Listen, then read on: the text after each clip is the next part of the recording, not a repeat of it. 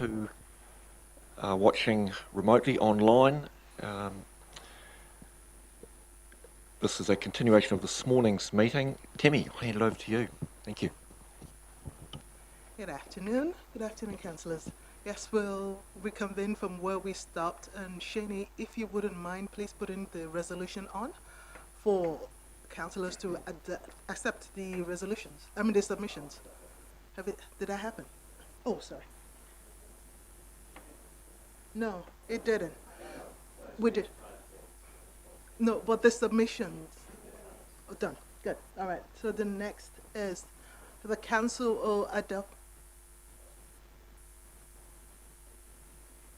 Sorry, Tammy, just don't want to break your flow before we get That's into it. fine. Just if we could register the apologies for His Worship the Mayor, who had another appointment at 1, hence you having to put up with me sitting here, and Councillor John Williamson had a funeral to attend. So we'd register those apologies for this afternoon's session. Yeah, if I could move by Kathy, seconded by Councillor Body, all in favour? Thank you.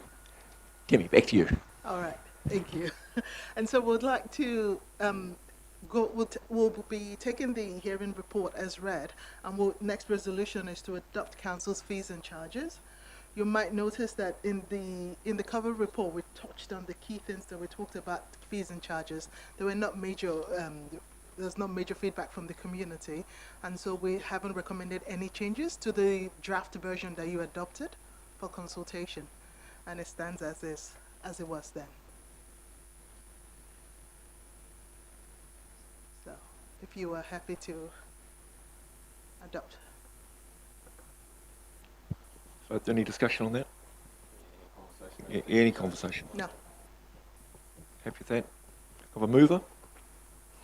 Thank you. Councillor Kingi has moved. Councillor Kingi moved, seconded Councillor Truman. All in favour? Aye. Against? Carried. Thank you. All right. And so we go to the next one, which is that council adopts the significance and engagement policy. Again, in there we had some feedback from the community. In particular, we had from Tiko Haitanga Ngāti Tuwharatua on how we could make sure to be explicit and include these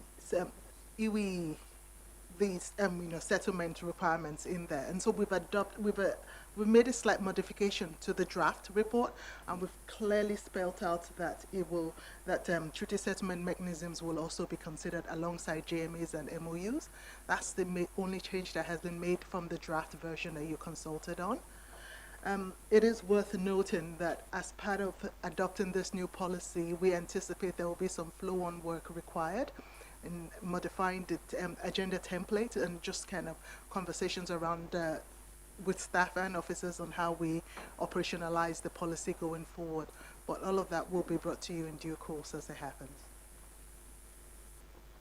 Chair, are we able to see what that change was? Yes. I'm just trying to find it. Oh, If you could put that out for us, please, Tammy. I can try and quickly,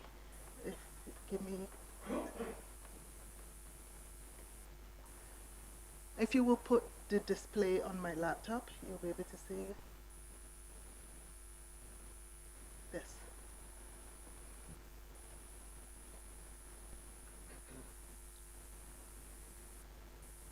Is that visible enough? Yes. So, and that's the only insertion.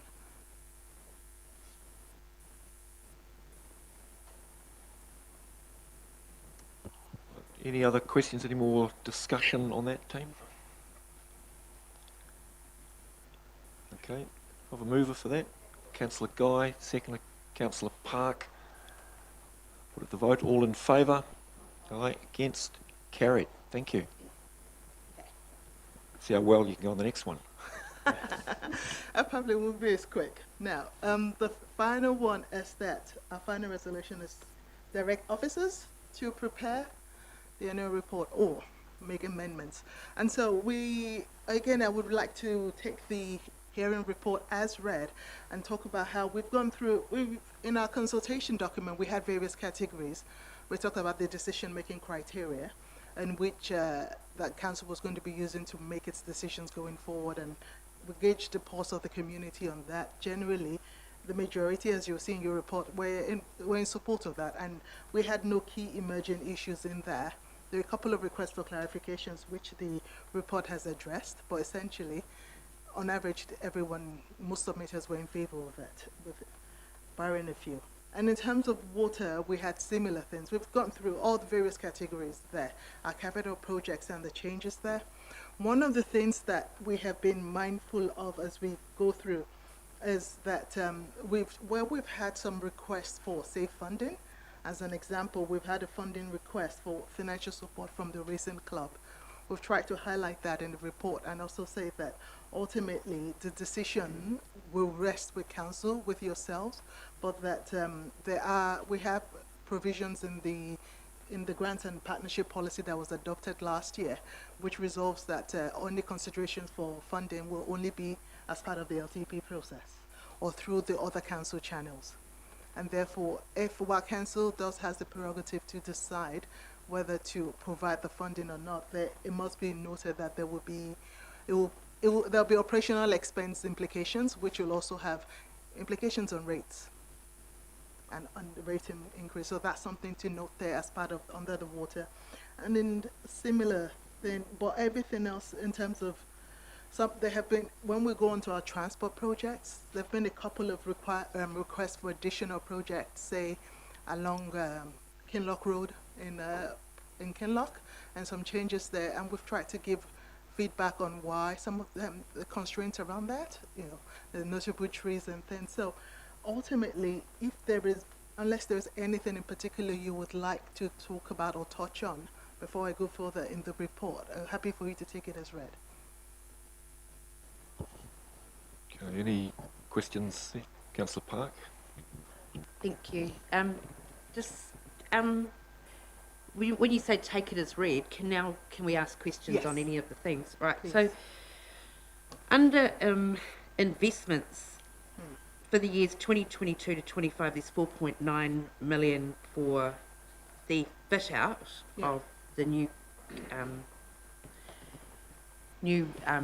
home for council. Does that need to start in the next financial year? And why? Like, the building's not built, so how do we start rating for the fit out? So as part of this annual plan, we actually consulted on bringing, not just increasing it slightly, but also bringing it forward, because it was clear to the property team that there were efficiencies to be achieved in embedding the fit out along with the construction process, and so that we could achieve some savings that way rather than waiting till you had the full approach and then having to go back and break things. So Okay. That's why it's been brought forward and embedded. That makes perfect sense, thank you. Any other questions or commentary? Councillor Body. How are we going to handle this for the individual projects? I mean, the gentleman, we had a submission today in regards of that 4 million, which is in the document that went out for submissions for that 4 million. We got 6.3 million for seal extension. Do we need that this financial year coming? What was the other one? Oh, library books at 3.4, which has always been a bone of contention to me. So it's always been around the 3. So I'm just wondering, there's some of those big items which may need to be deferred if we're going to achieve a drop in the rates that we're looking at doing. And then I've got a couple of smaller matters to raise as well. So I guess in response to that and comment we made offline around looking at the percentage rates increase that we are facing and that we consulted on with the community, I'm going to ask the Chief Executive to address this in relation to what is likely to move the dial, so to speak. If you're going to have a significant impact on that, both in the CapEx and OpEx buckets, there will be some things that excuse me, that we cannot touch because we're legislatively obliged. And if I reflect on a number of the submissions, particularly around carbon credits, that is something over which we have no choice. We are legislatively bound. So whether we agree or not, it's not a decision we can make. The same applies, I would suspect, and I don't want to take words out of Gareth's mouth, around the water quality issues. So with the new New Zealand drinking water standards and taumata arawai, those are matters over which we have limited wriggle room and are obliged to spend that. The rest of it, I'll ask Gareth to address this on what it is we need to do if we're going to make an impact that will be meaningful for ratepayers, as opposed to playing around the edges and we drop 100,000 off here or there, but it actually has a nil effect in terms of the bottom line for people paying rates. Yep. Very good intro, Mr. Chairman. I guess just before I do get into it, I'm just wondering, with your leave, I wonder if I can ask the exec to come and sit here. It just makes it's a bit hard with them down there, and I'm not the expert around it either, so it'd be good to have them around to have that conversation. Dennis, I'm wondering whether you want to come up as well, because you've got a lot of the project stuff. It's just easier if you're part of the conversation to... So, really good intro, Mr. Chairman, thank you. I guess where we're at is that to be able to drop, in very macro terms, to be able to drop a percentage in rates, if you're looking at capital projects, you're looking at about $10 million, give or take, of capital that you'd need to remove. So quite a considerable amount of money, and obviously would have a significant impact in terms of projects. We've looked at things like maintenance, and Dennis can talk to you at length around what we've done in that respect, in terms of can we get some savings in our maintenance budgets for roads and pipes and things like that, which we can pull out.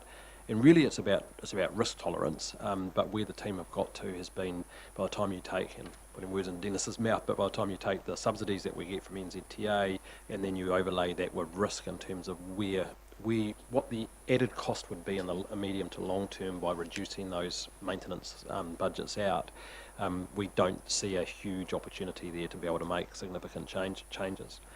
So then you get to, as you've alluded to, Mr. Chairman, you get to a whole bundle of projects which are legislatively required, and drinking water is the classic, wastewater is another one where we've actually got no choice, because if you don't do it, then I go to jail. If we don't do it, you get massive fines and that sort of thing. So we don't have a choice in terms of that, and that's the lion's share, if you like, of the capital. What you then get left with is the things which are discretionary, and as I say, when you're looking at $10 million for a percentage, to be able to move that needle, you need to make, in the capital world, you need to make some really hard decisions which are going to impact on people considerably to be able to get that percentage down. We've had a conversation, and as have you, around the deliverability, how much we actually deliver versus how much we rate for. The real challenge with that is that there's very few projects that we don't deliver some of, or most of, in that year. It's just that the timing changes. So we could, over a council budget, it might be that we don't spend $10 million worth of capex over that budget, but from a project, if you look at it project by project, each of them is progressing. So it's really difficult to just take a slice off over the top, and that's what we've tried to do a little bit through this annual plan. So that's the majority of your capex.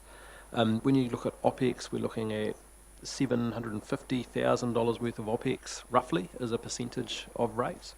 And so, as you know, because Andrew's spoken to you about it, we've already incorporated a whole lot of cost inflations within that operational budget. So Andrew's spoken to you around some of the wage inflation, some of the other cost inflations that we've got, and that we're trying to maximise things like revenue off the TEL fund and the like. So those, there's no rabbits left in that hat. Those things are all being done in a part of trying to keep it at that level, because as you know, and as we've talked about, the goalposts have moved even since we put the draft out. The goalposts have moved and costs are have further inflated. So that then led us to looking at what are those, knowing that you do want to try and reduce the rate take, what are those key projects that may have an impact? One of those that submitters have talked about this morning is the second bridge study. So that's $300,000. Then you had submitters this morning talk about potentially delaying that, or is that the right thing to do with climate change and walking and cycling and just affordability? So at 300, that would be just under 0.5% of rates, roughly. So that's a decision that you could make. there's bound to be others. There's things like the investigation for the track, the Turangi Recreational Centre. And so you can make decisions like that. You remember we've got some OPEX there to do the feasibility study at the moment. But I would say that every decision you make like that impacts a large number of people, and that will have an impact on that community. And I think, particularly where we're at put us back into a place where we probably don't want to be, given the positivity that we've got there. So from a staff perspective, that's where we're sort of at, is going, we need to know from you and understand either what are the, if you want to save, depending on how much you think is achievable for the community, where the big rocks are in the capital that you're willing to do in the discretionary pile, and we can go through some of those, or the operational areas, and again operational funding, and the one that we pulled out is that second bridge. So coming back to Councillor Boddy and how you've started the conversation, absolutely happy to do that. If there are projects that or things that you've got in your mind, we can have a go at having the conversation here in the background. But really what we need as a team is to get to a point where we know where you want to head and what is potentially tolerable for you. So again, I keep harping back to the bridge study, but if that's something that's not tolerable, then we need to know that, so we don't waste any time, and we try and work with you to find others. And likewise for those other projects that you might have in your mind that you want to have a conversation about where they get to. You've got the team here now, and we can certainly have that conversation. Thanks, Gareth. So I guess that throws it open for conversations. Any of the rest of the team I want to speak in more detail about that?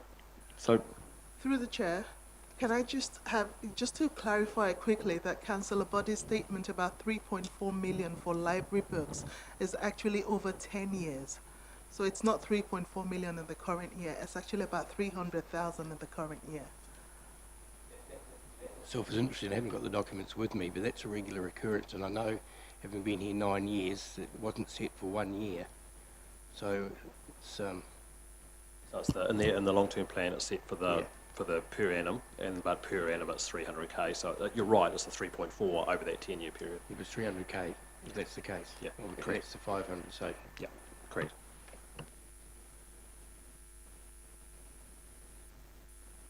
try and shave something off, we need to look at everything that needs to be shaved. I guess just trying to think of a way to do this efficiently.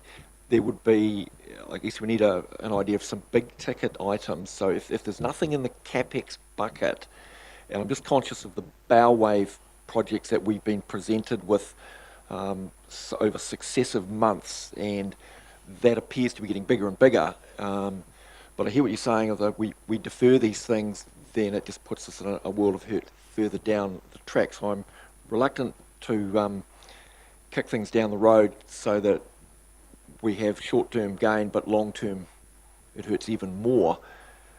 Or do we want to go line by line through some of the submissions? Because we've had, down in the, don't want to be disrespectful, but certainly in terms of the overall budget, some small line items, requests for funding, which we can deal with today as well. So, Councillor Park. I suppose, and I know that I asked this of Kevin Strongman during the workshops for the LTP. Is there anything in there that the executive feels won't be able to be delivered because of staff constraints and supply chains? Thanks for that question. So I think we were pretty clear in going through the workshops and going through those discussions that we're in a place now where there's a substantive amount of delivery required, and I think we all put our hands up and said that there's no way that we could deliver absolutely everything that was on that plan, and we had lots of good discussions around why that was, around escalations, around supply chain. And that's also part of the same answer of why we don't want to get to the place of chopping individual projects, is because we don't quite know where the hurt is going to come. Right now it's steel, right now it's concrete, but that could change depending on the markets, and we are heavily dependent on what's happening overseas. So everything that comes through our ports and all the delays have got there as well. So what we did, and what Andrew and myself did, is we went through the process with you and had a look at buying us some time and buying us some of those, moving those bubbles around, and understanding that we could still move forward on all of these, but the actual delivery program is we'll only deliver around that $65 to $70 million worth of work. Because that's just what our market can handle, what our resources can handle. But where exactly those are, we won't know until we're right in the midst of it. And so what we're asking for is around that variability and that opportunity to be a little bit flexible and agile in that space, so we can still deliver the maximum we can for our community and deliver the maximum type of projects that we need to in that space.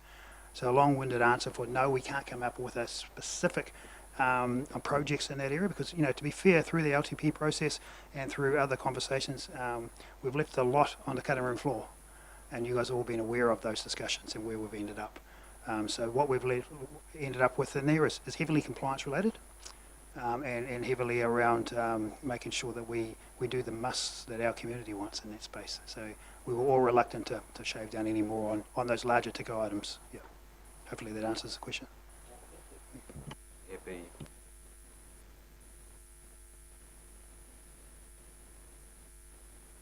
If there are specific projects that you want to talk about and remind yourself of why they're being done or what the implications are of a delay or a stop, then we're certainly happy to have that conversation. So I guess for me, it would be helpful, again, I don't want to relitigate this, but if we're facing, based on a significant number of the submissions, an unpalatable percentage rates increase, there will be our appetite for risk. There will be some things over which we have no choice, and that the risk is it crosses the line of acceptability, however way you look at it. But above that line, there will be others which have a higher or lower element of risk. There's always risk associated with it. I guess it would be helpful if we had, this is the lowest risk in terms of impact, or across a number of areas, whether it be financial ability to deliver, staffing, or whatever. So, John. The other side of the coin is the revenue side of things. So, just to give you a bit of a feel. So, for instance, in the regulatory area, we've made some assumptions the economy is going to continue for the next 12 months at the pace it is. I was just asking Steve there around our community facilities, because obviously the revenue in there has dropped off quite a bit. We've been, I would say, conservative. We're sort of not at pre-COVID levels in terms of estimating that revenue stream, but we're somewhere in between, right? So I guess that's a question around risk. We've been quite conservative around that revenue stream in that regard, so that's something you need to consider as well.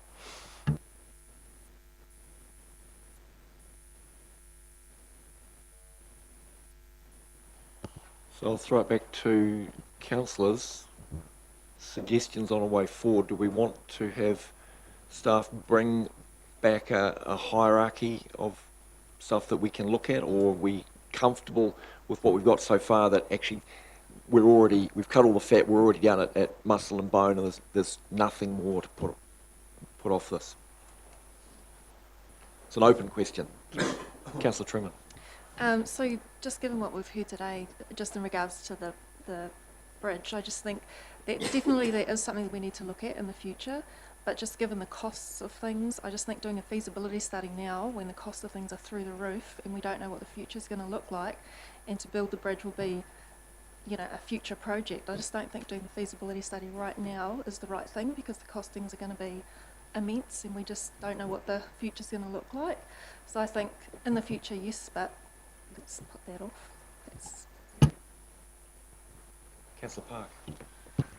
Yeah, I'd concur with Councillor Truman on that. As part of this, the town centre Taupō transformation project, you know, we've backed away from the northern gateway into town, or the countdown roundabout as people like to refer to it as.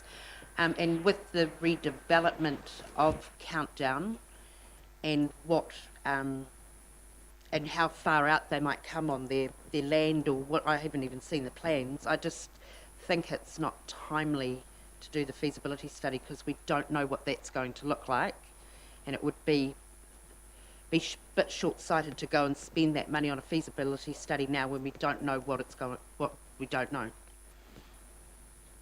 Thank you.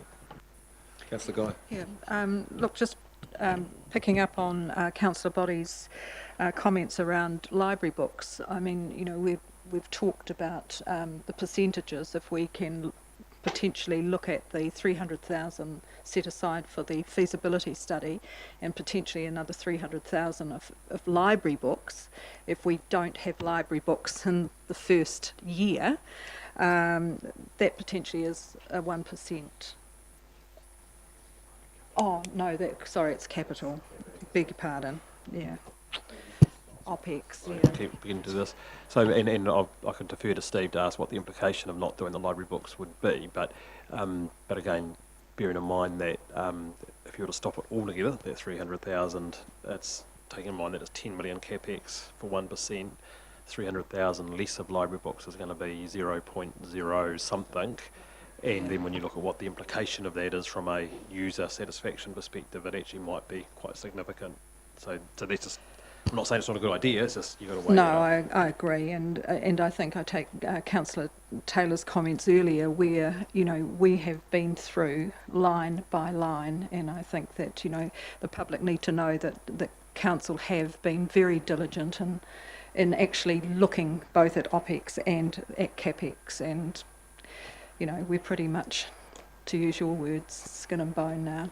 One of the problems that you always have, and this isn't the first council to be in this place, is that every decision you make has an implication for someone and for a part of the community. And I've been part of, in this room or previous rooms, where we've done things like cut Christmas decorations at the main street, which personally I'm really happy about, but people love that stuff, and you're saving such a small amount of money, but the grief is bigger.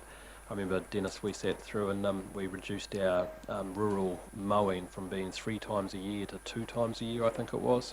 And within 6 months, we had all of the rural community up in arms, and it was saving, what was it, 50 grand a year or something like that in the time. So that's the issue that we have. And I'm not saying it's not worthwhile having those conversations, and we're willing to do it, but you have been through this several times through the long-term plan and then subsequently the annual plan.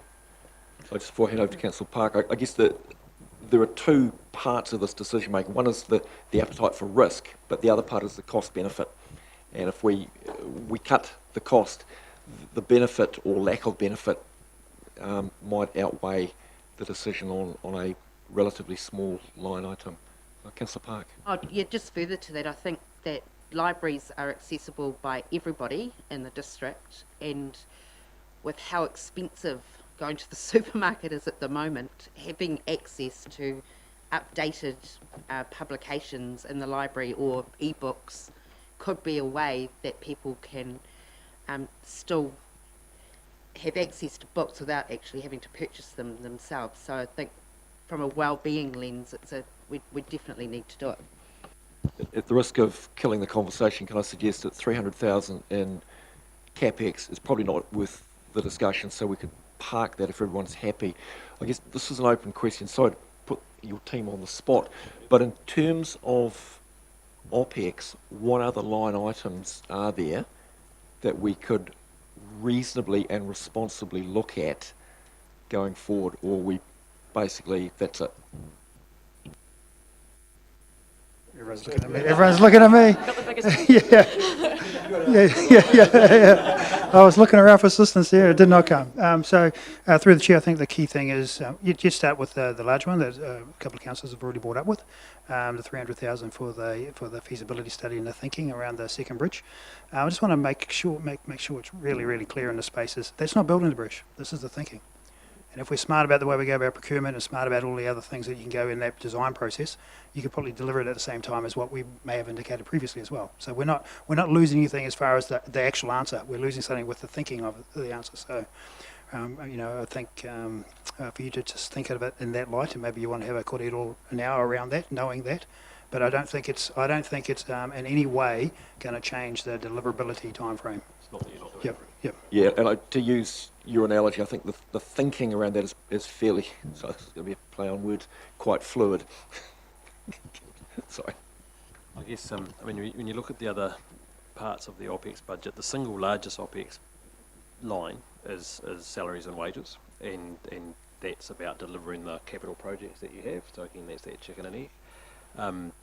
And as you know, that's under pressure, and we've already given you the undertaking that we're going to try and manage that with the inflationary pressures within that current budget set, which, to be really frank, is going to be difficult, and is going to be difficult to be able to do and still keep the levels of service that you and the community need, because you're all aware and are all listening to the conversations around wage inflation and things like that. So that's the single biggest line. The rest of them are depreciation and interest. So finance costs, they would be the single biggest costs, following on with probably maintenance and power and stuff like that. Yeah, so depreciation is definitely one of the largest ones. So between them and salaries, they're the two largest and take up a significant amount of the operational budget each year. But then getting into the power and the other ones, the ones that we really honed in on as an exec team and as the team that Dennis and Tony in particular did a lot of work on, was around the maintenance and really looking at how we can pare that back. I'll let Dennis talk to the transportation ones, because there was a lot in that, but again, just remember that every single thing in the maintenance budget that you pare back, we're actually only paring back half of it because we get waka kotahi funding in that space. But there is an opportunity to look at some of that. And we also went through line by line on the larger items, particularly in the three waters. And there were significant risks to each of those. But the team have already pared back some of those to what is more palatable, and I'm pretty sure Andrew has already accounted for those in his figures that we've currently got to date. But you know where we got to is, do we really want to pare back on some of the cleaning costs for some of the wastewater, particularly reticulation? We've done all of this great work with ourselves and our community and Tūwharetoa in particular about keeping the pipe breakages and the overflows and everything that ended up in the lake to a minimum. And we are now at the stage where I think, you know, amongst New Zealand, we're probably amongst we have a reticulation system that we know the most about compared to our peers. And I think we're proud of it, and I think you guys are proud of that. So we didn't want to enter into that discussion, an exec team, but it's still your decision. There's still a few $100,000 in there that we could pull back of from jetting and other things, and that is pure operations. So in that space, but I see some shakes of the heads there, but. That's the type of level that we actually got down to. I've got a list of other things in here, but they were probably the larger ones, and to do with pipe renewals, which is in the same vein, water and wastewater pipe renewals, just making sure that we you run that balance, and Tom does a really good presentation on this, of around once you have one break and you start to get to more breaks, you can end up with something as massive in the far extreme of that is what happened at the lakefront there. $5 odd million in that space. So it's a matter of balancing that out. And we feel that we come through with you to the LTP, and remember those graphs that Tom put up there about right. And that's partly related to renewals, but also partly related to the maintenance we have on those.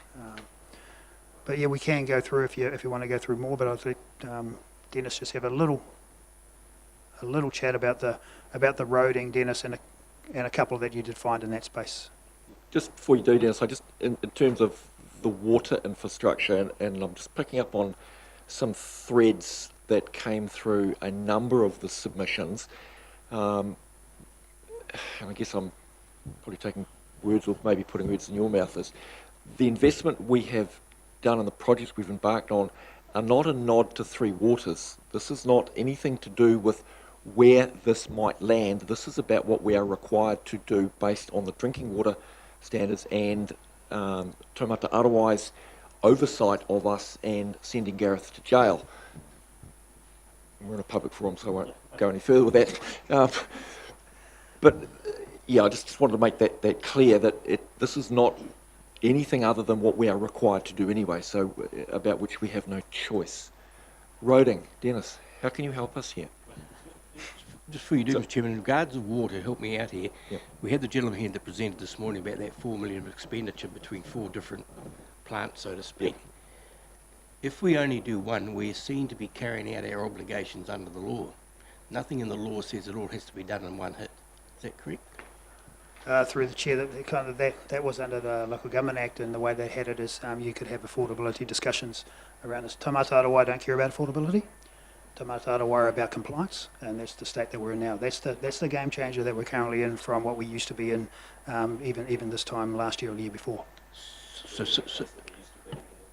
We relied on it ourselves around the community's ability to pay used to be one of the criteria. Yes. That's been removed, so now it's not. It's around making sure that the water that's delivered meets the standard as required.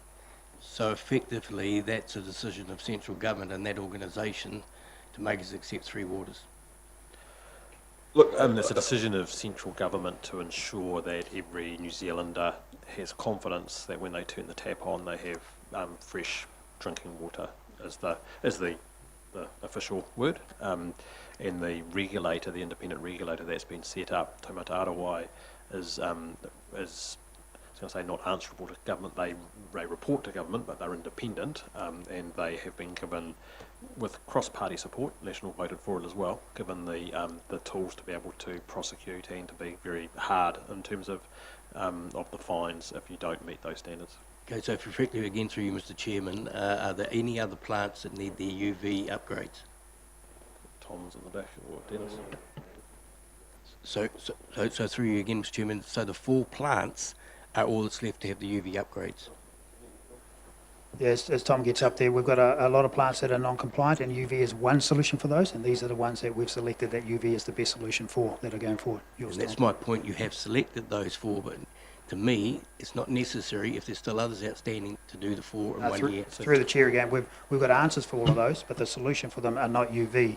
The solution are other treatments. So Yeah. Tom's So probably. I guess we get Tom to answer, but I guess the conversation comes back to our appetite for risk. And if you use the line, there's a line above which, irrespective of our appetite for risk, we have no choice, if I've correctly pegged that. So happy to hear from So Tom. Tom, just to preface it, if you want to just sort of go up a level, up to what our plants look like, you know, in terms of the higher level where compliance sits, and you know, Tom is a national expert on this stuff, so.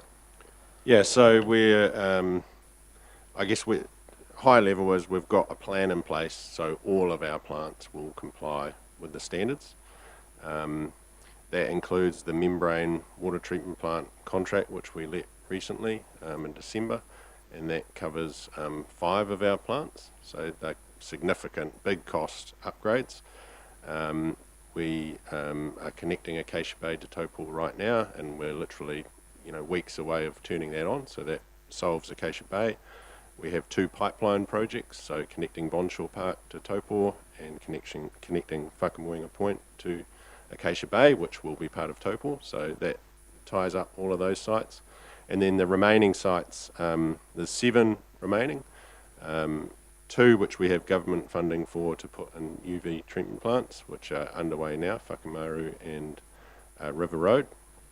4 which we have added into the plan, and it was originally thought we would have enough government funding for those sites, but we ran out. So I think I probably don't need to reel them off, but and the remaining one, they are the Ātimuri, Whareroa, Waihaha and Tirahonga.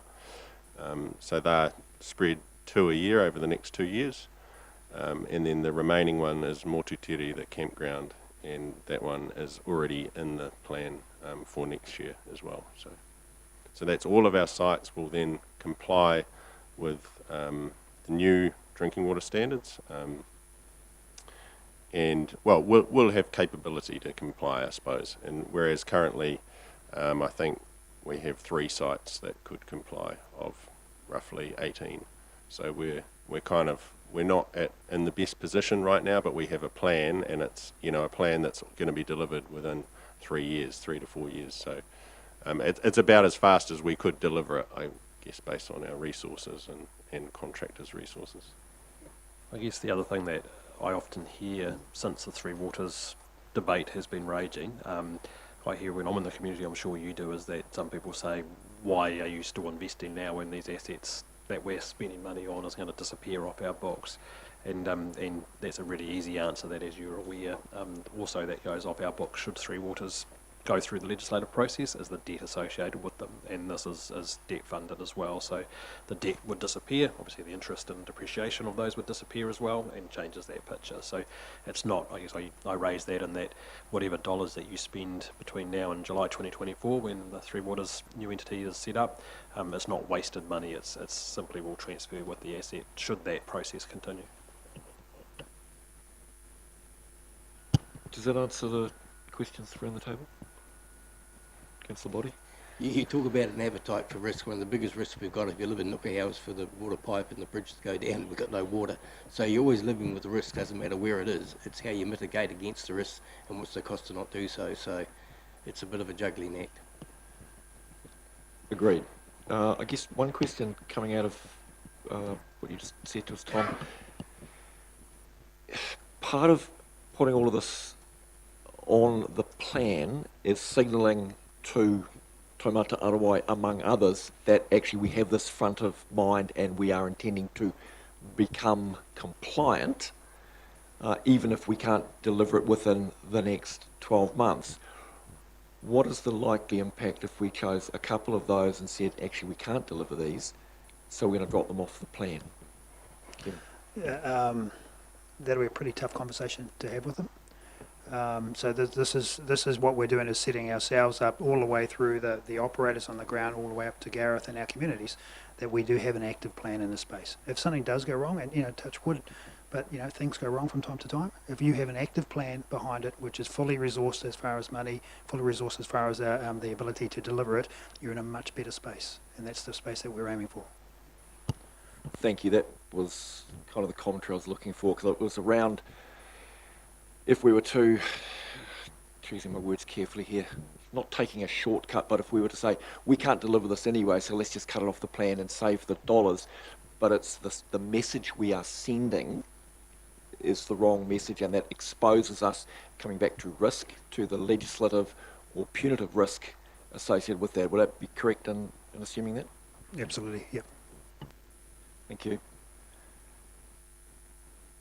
I'm going to ask a redundant question now. What else is in the bucket?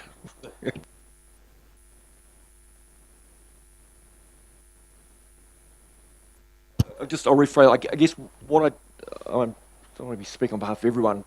Please speak up. But if we've thrashed this, and if you tell us now the bucket is empty, if we were to tell you to go away and come back with some more options, you're simply going to come back with what we've currently got, because the level of risk of cutting anything else is unacceptable. I guess tell us that now, and that will save wasting a lot of your staff's time, Gareth, and us just deferring a decision which we're kind of in a position we need to step up to the plate and make. Well, look, as an executive team, that's what we've delivered to you through the annual plan and through the long-term plan previously. As Kevin said, there was a lot of stuff that didn't make it past the cutting room floor there. We are trying to pull rabbits out of the hats to even keep it at that, and we've talked to you about trying to increase income off the TEL fund, which comes with a level of risk, but one that we think that we can manage, and doing other things. So we've got down to the level of road maintenance. Do we reduce that over the time, and what impact does that have?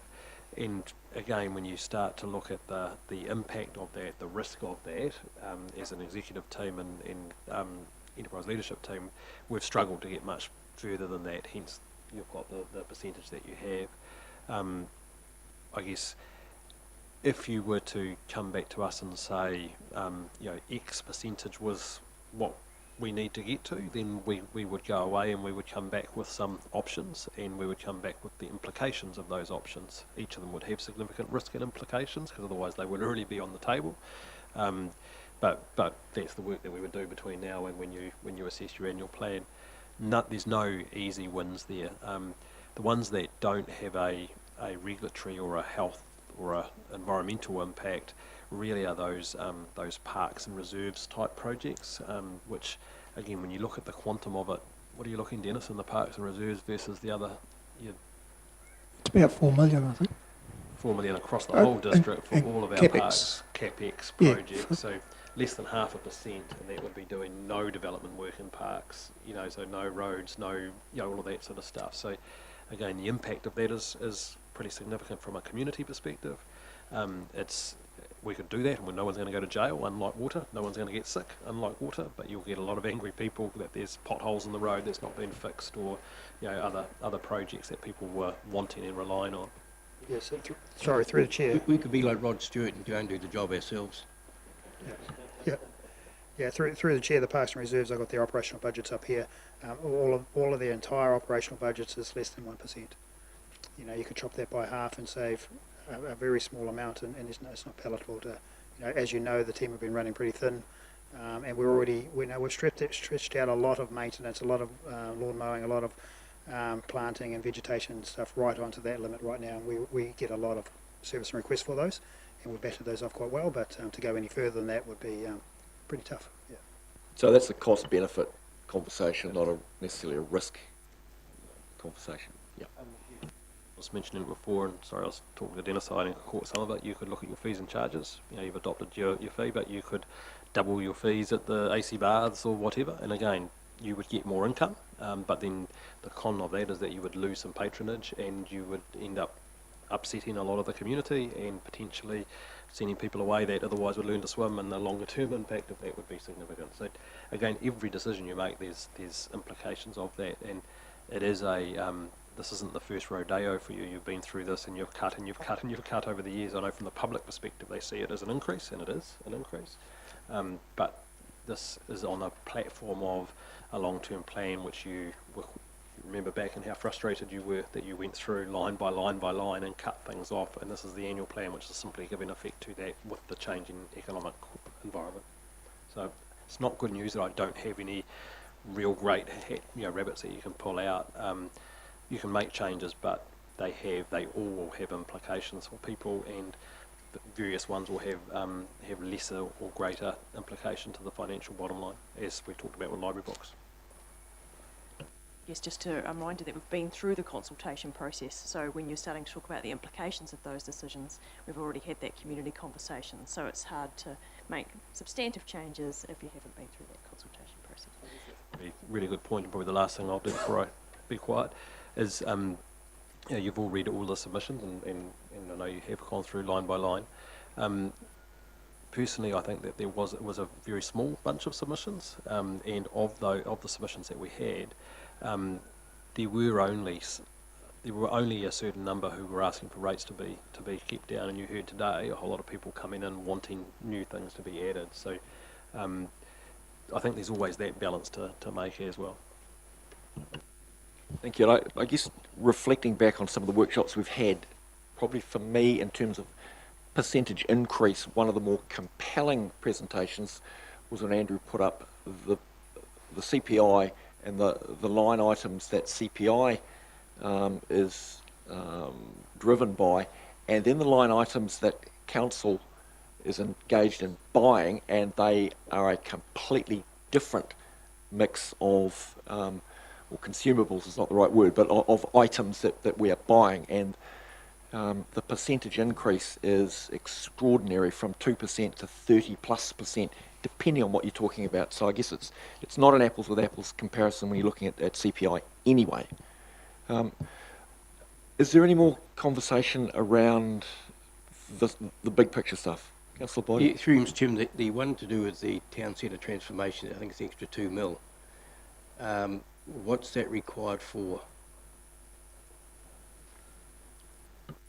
Through the chair, it's to kind of meet the requirements that we've actually put through in our application to finish off the work that we are doing. So we've been obviously through a process over the last 18 months of moving into construction, heavily into construction and design at the same time. And the way that we've procured that there is making sure that we had the best way to meet the deadlines and the delivery timeframe. But I think the key thing in that area in particular is those escalations, those costs of increasing in concrete and steelwork, which we are now getting into, have all increased. And so this is probably meeting our requirements of what we have said that we would deliver for that money. But it's also the opportunity to make sure that we do make that impact. We've promised a lot around transformation in this process, and that we actually achieve that. So it's really escalations moving forward on all of this. And I'm reluctant to say what type of work that would be cut. We've looked at it as a whole entire package, and we're trying to deliver that package as best as we can. I don't accept that answer. The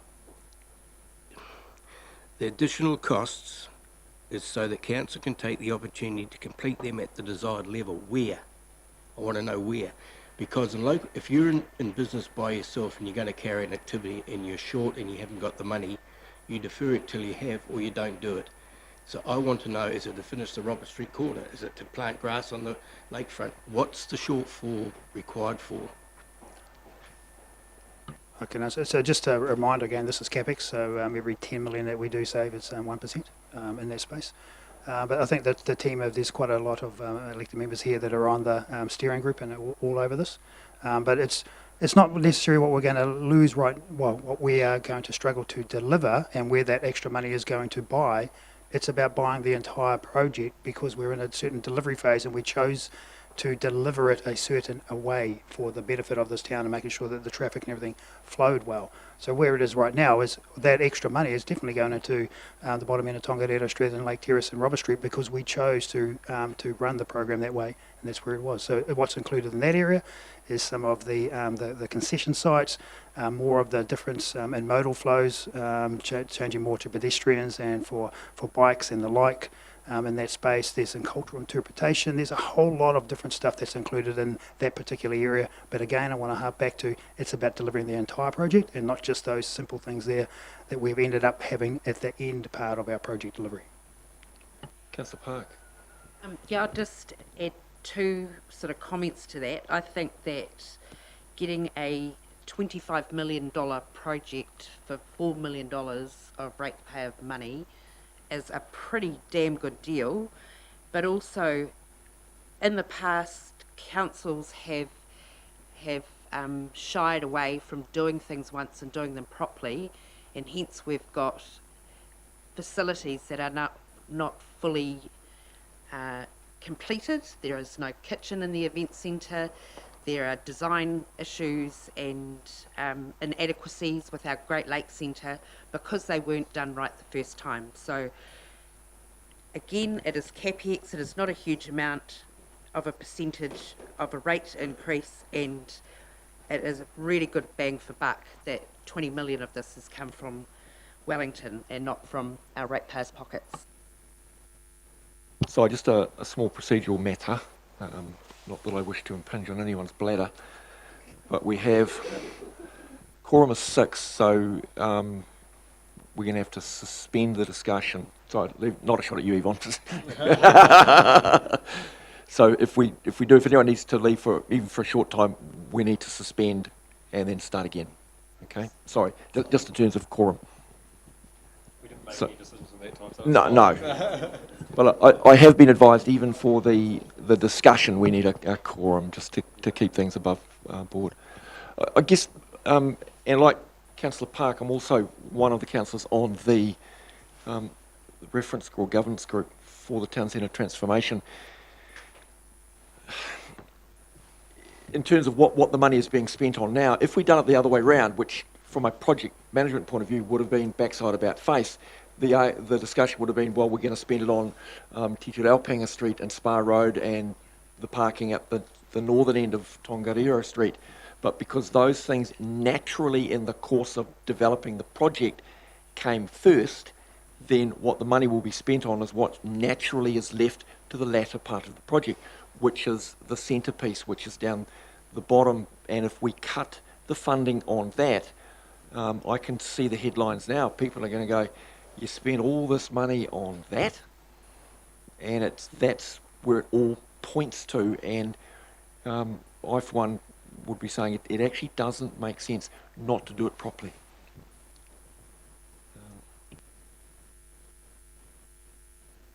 Right, so those are the big ticket items. Is there any more discussion around what we can cut that we haven't got left to cut anyway? Right, now there are... Sorry, go ahead. I was just going to call you your worship, but I won't do that. Mr. Chairman, the other thing you do need to do when you're at a place where you're happy about those big ticket things is you do need to go back through the submissions. You've had a whole lot of people ask for different things, and so we can lead you through that as well, because you've got decisions to make with people who have wanted additional stuff. Thank you, because that's exactly where I was coming to. So nice segue. So if we're comfortable to park the big ticket items, we've got a number of small things. So back to you, Tammy, to put it on the screen. Let's have a conversation about these things.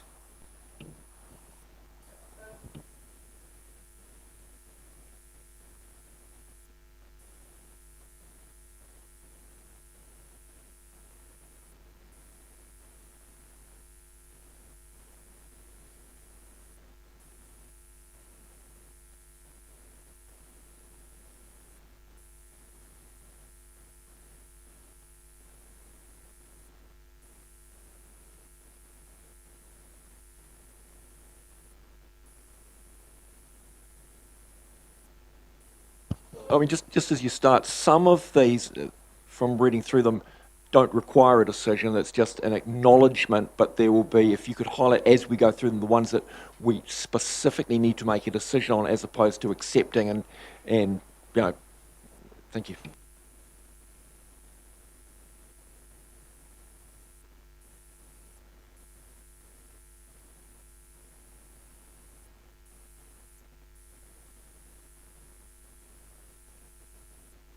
My apologies. Now, if you're looking on your screen, I've tried to highlight the ones that require a comment and put a why next to them as a response, yes, no. So, for example, here, we had a statement here that required us to lay emphasis on the environmental considerations alongside economic ones so that they do not lose out. And we've tried to respond and say, yes, Council is walking that talk in that we already have measures in place around climate change and tracking our response to that. So no decision per se, but response.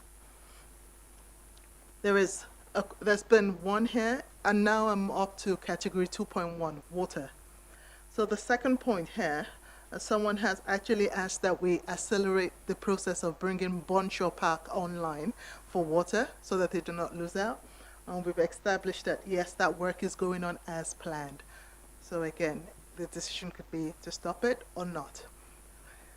And then the next one is with the rates increase, it goes back to the rates increase and that we have too many projects essentially and we need to catch up with our bow wave before going further, or our carry forwards before going further. Go ahead. Thank you. Timmy, just your comment there, do we accept it or not? Go back to Bonshore Park, is that a decision you want from us, or do we leave that alone because that forms part of the conversation we had earlier around our CapEx investments on Three Waters? I'm happy to defer to you, the Chair, because yes, it does fit as part of the conversation around CapEx and the fact that work is already ongoing. Yeah, because for my mind, that would be part of the conversation we've just finished and we leave it alone. Everyone else happy with that? Yeah. Through the Chair, it's just really confirmation that you're happy with the staff recommendation there. Yes. Thank you. Yep. Then, and so we go on then to the next one after that, which says that we, again, trying to catch up before Three Waters and that we should cut back because of rates. This, again, it goes back to our statement so far around CAPEX in that the projects are things we require to meet drinking water standards. And it feeds back to that conversation that there is nothing we can cut. Just through the chair, Timmy, I think it's all in the language as well. Like it says, you know, generally required to ensure safe drinking water supply to communities. I think it needs to be a lot stronger in that this is compliance that's put on us from Wellington and is a must do, as opposed to generally used, just so that people understand that we're not putting it on them, it's been put on us as well. Through the Chair, take that on. We just take the word generally out, that tightens the language on that one. Yeah, just through the Chair, anything to do with compliance, like the carbon credits and drinking water standards, this has to happen, and it just firm it up so that they realise that we've been mandated to do this.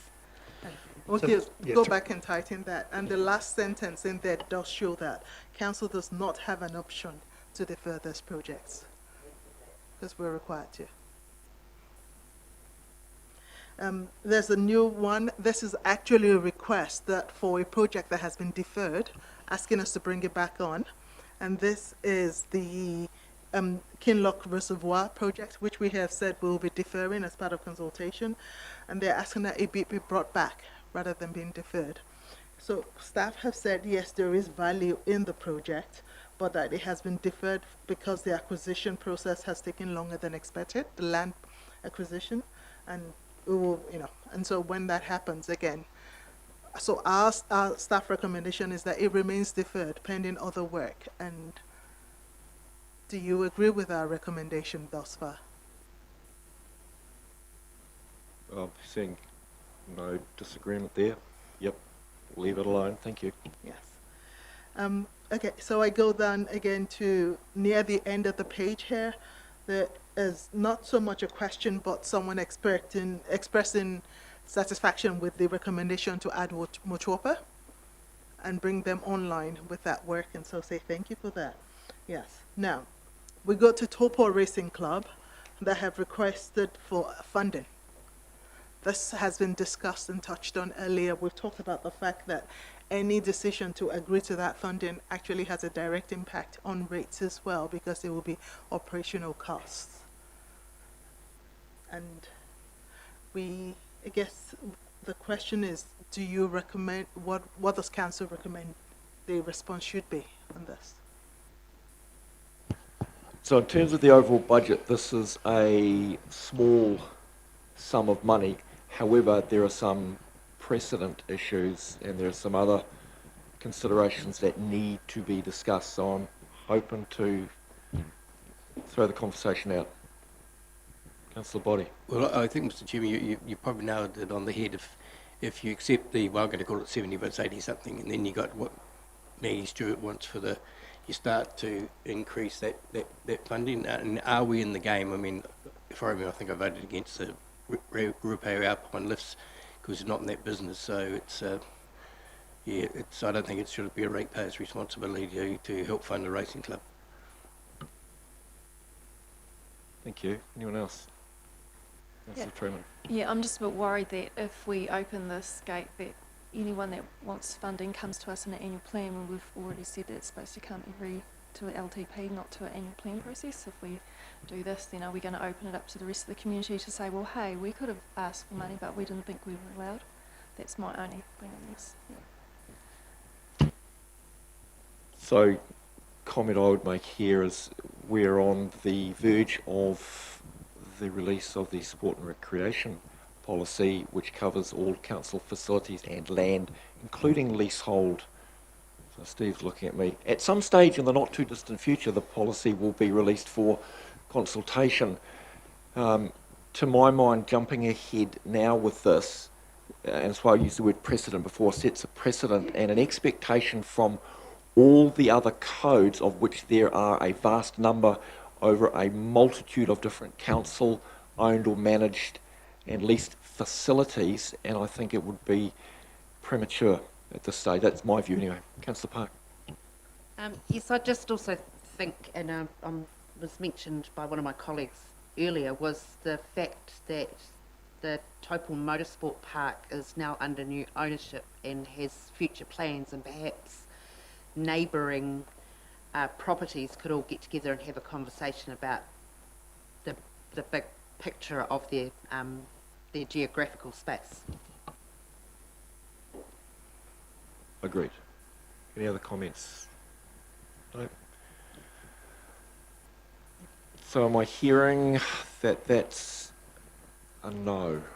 Support the racing club, fantastic venue, fantastic club, but it's not that we don't support them, it's just that the message that we send if we were to invest this money is actually not the right thing to do at this time, yeah? Not consistent with council's approach to other. Yeah, thank you. Thank you. And then we have, there's a statement here from the Kinloch Community Association where they are concerned around project cost escalations, but also asking that we reinstate Kinloch Reservoir. Both these points have been dealt with in other topics as well, so happy to maintain the approach so far. Now,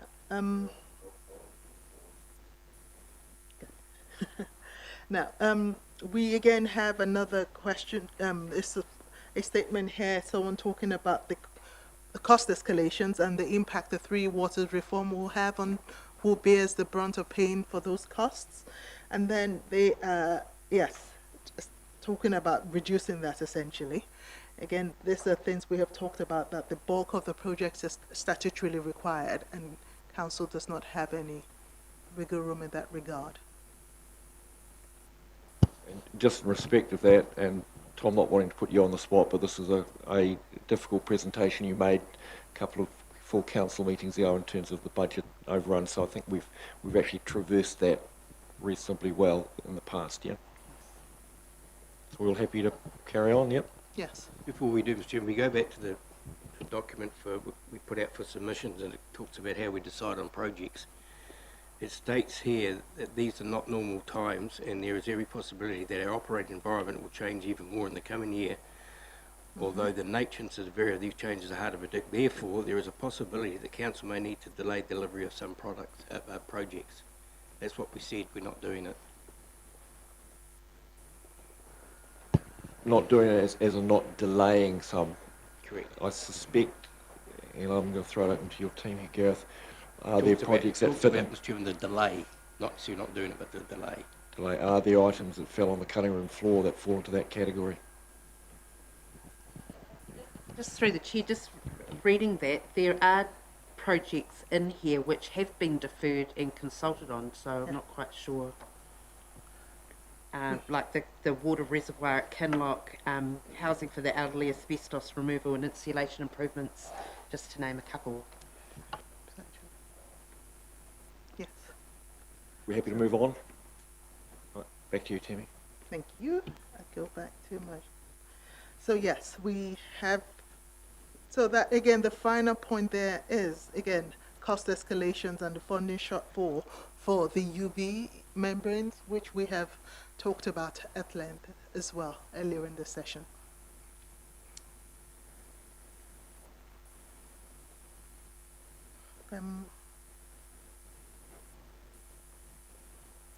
There was a question here around what council's position on the Three Waters reform, and we've said again that we have issued immediate press releases on that, so no further action required. And I think on that, our submission to the Minister is actually on the webpage. We've made our position quite clear.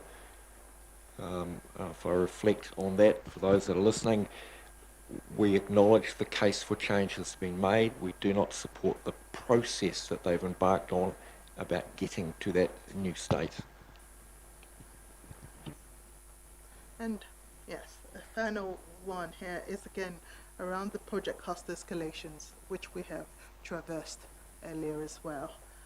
And that's the sum total of comments on the 2.1 water projects.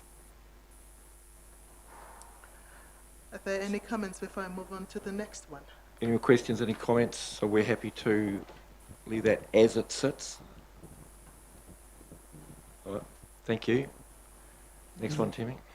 And so to recap, just for that, is that council we will continue to defer the Kinloch Reservoir projects that we have signalled in our plans and proceed with the other projects as we have signalled in our consultation document. Thank you. Transport.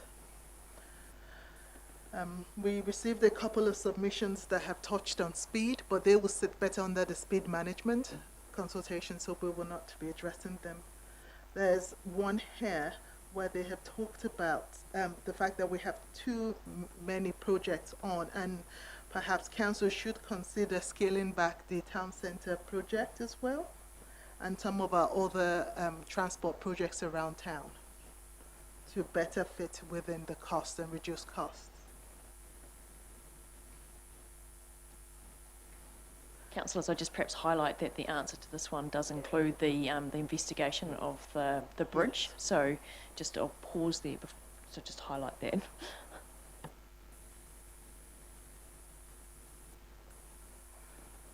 Okay. So just based on that comment from Julie, do we need to make a note that we, in that line item, remove that investigation fund? Yes. Or scoping fund, or however you want to put it, yeah. So whatever wording we need to appropriately insert. So if we'll use the officer's recommendation as a guide then to our response to that. I mean, rather than doing that, it needs to come back to a meeting, but as long as that's noted, and when it comes back for final sign off, then yep, that'll be fine. Yeah. I'll say that. So this has been deferred. speak now. There's been a concern around shortfall in funding from Whakakotahi and the impact that will have on safety if we suddenly are not able to fund that work, which we say that we will continue to work with Whakakotahi and secure funding so that there are no safety implications for transport on the roads that miss out. There has been a request for a new project, which is the Kinloch Road upgrade, and yes, the road alongside the poplars need urgent upgrade. Our response has been that due to the trees in there being classified as notable in the district plan, council is restricted in the kind of work it can undertake on widening or making any upgrades to that road.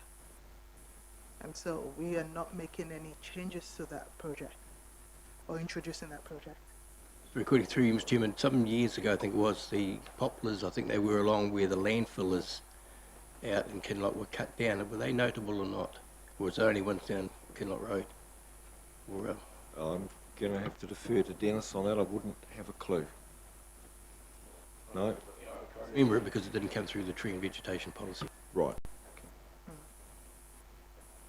Is that something we need further clarification on before we vote on? Or? Well, if we don't cut them down, we're saving an expense. So. Am I hearing we just leave it alone and go with what the recommendation's on the screen? Thank you. And then the next one is concerns around traffic and just the changes that are happening with the lights and the new intersection in town. And again, there is no action required here beyond just staff providing a bit of an update around the context.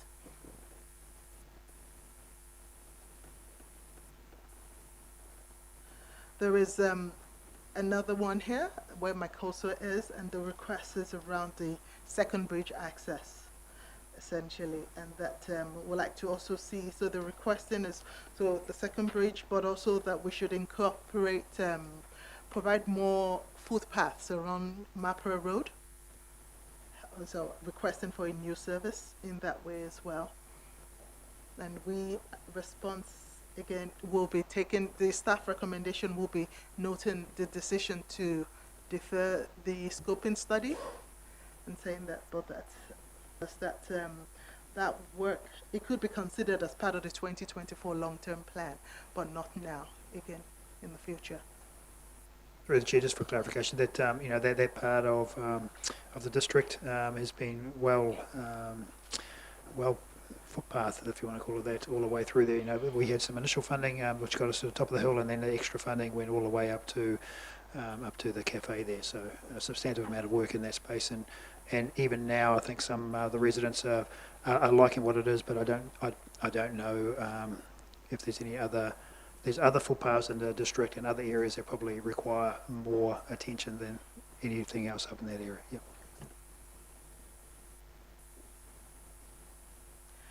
The next one is also support for the road changes proposed around Whangamata and Pohipi Road, but also a request for the Kinloch Road to be reviewed and second bridge, support for the second bridge. So again, matters that we have touched on already above.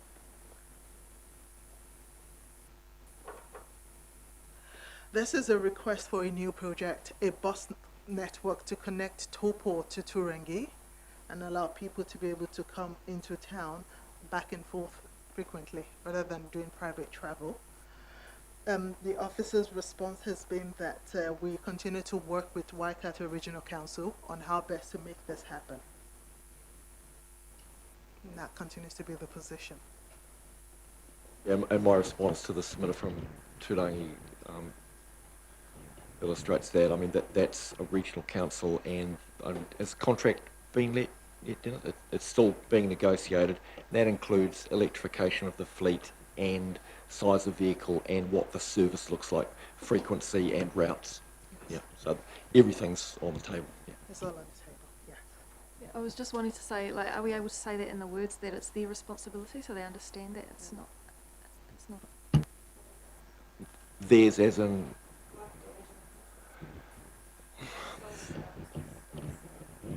So it's a conversation, and it's in collaboration or cooperation with the regional council, but it's our district that the service is provided in, so we need to make sure that we have say in how it works so that it best serves the people of this district. If that makes sense, yeah. Thank you. And then the next one is a feedback from Bike Taupō. Again, just summarizing the statement from earlier in the day. It talked about improved connections for bike safety and looking about bringing in perhaps cycle connections as part of the second bridge if and when that eventuates. And yes, that's it.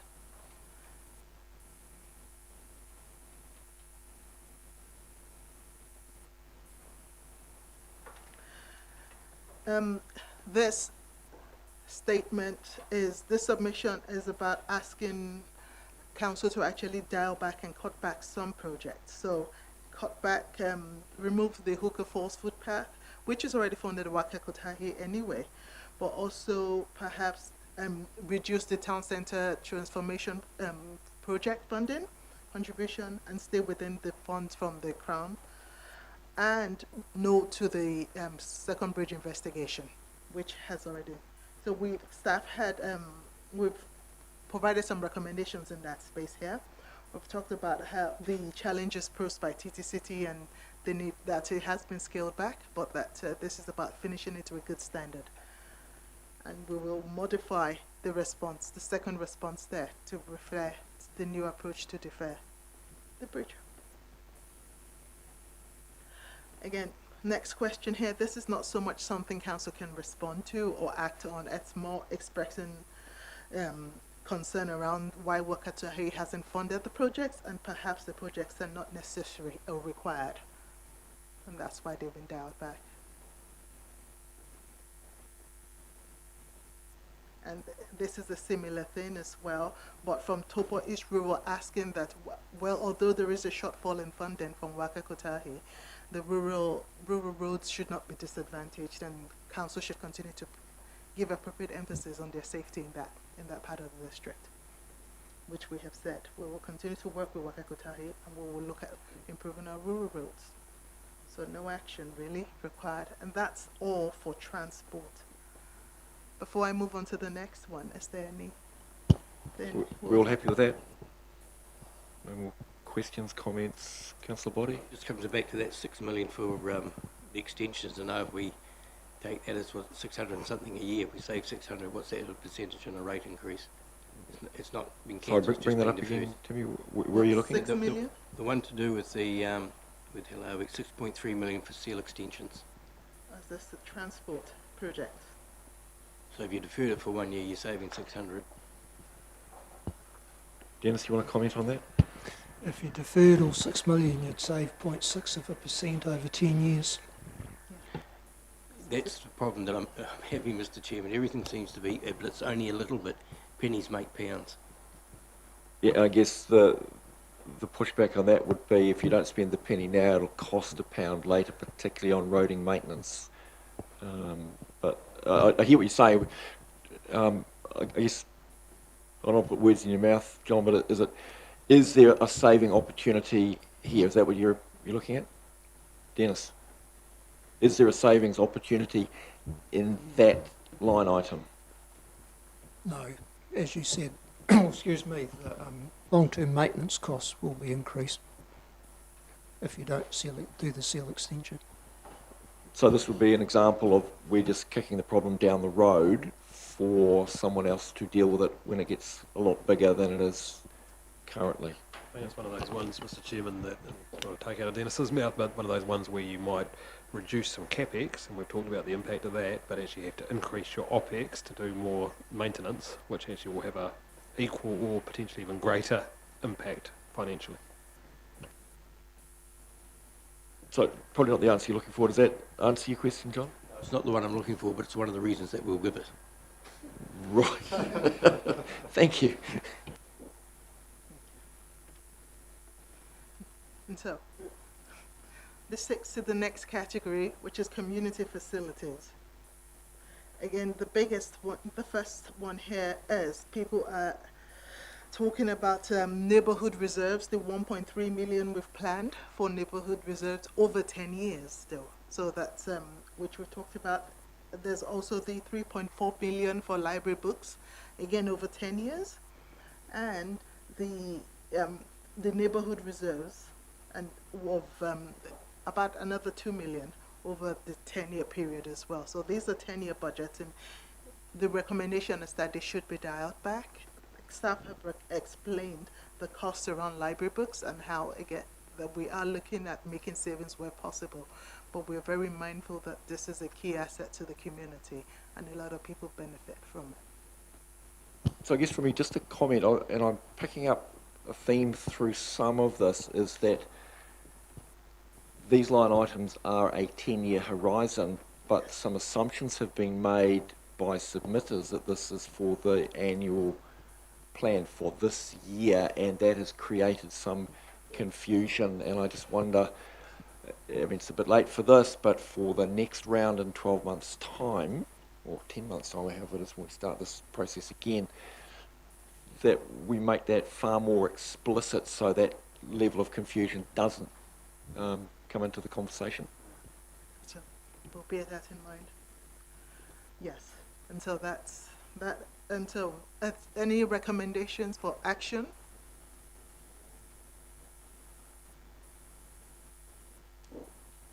Okay, we'll move on. There's been a request for some extra work as part of the Kinloch, and consider it as future decisions are made around amenities in that area. Just through the chair again, didn't we have a conversation or a general guide that when we do the recreation and sports facility strategy or whatever it is, that there be a page on dog areas and things in there? That lady made a very nice presentation, and what she showed us is done overseas, but the ones I've seen through the Baltic and other areas, no children go into that area. And I think there was some alluding to about children playing at something in Hastings, or so I think we've got to be very careful. We've just gone through a bit of a drama with one of our submissions in dog areas, so let's keep that in mind. Kept in mind.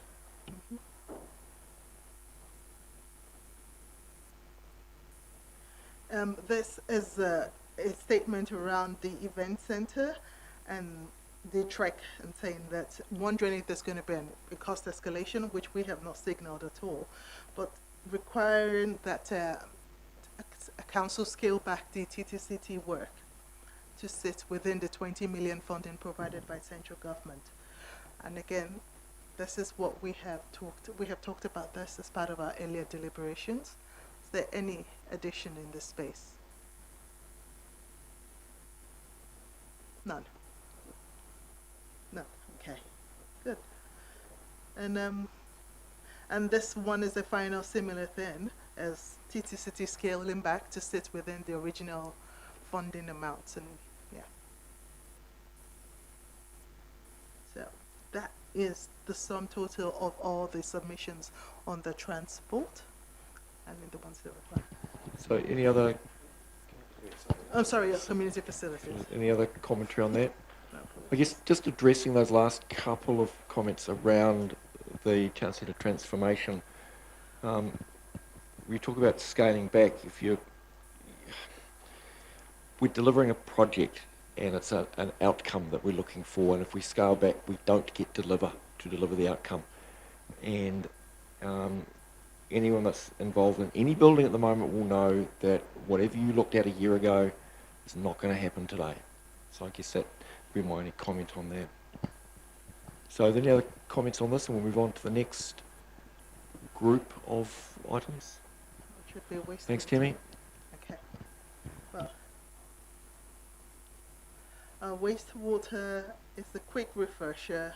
This is the only project we talked about ongoing as the Southern Trunk main upgrade. And here is, again, the question has been that we should come back and stay within council's budgets, but we've signaled that our wastewater project is on track as planned within the original amount budgeted. And all that.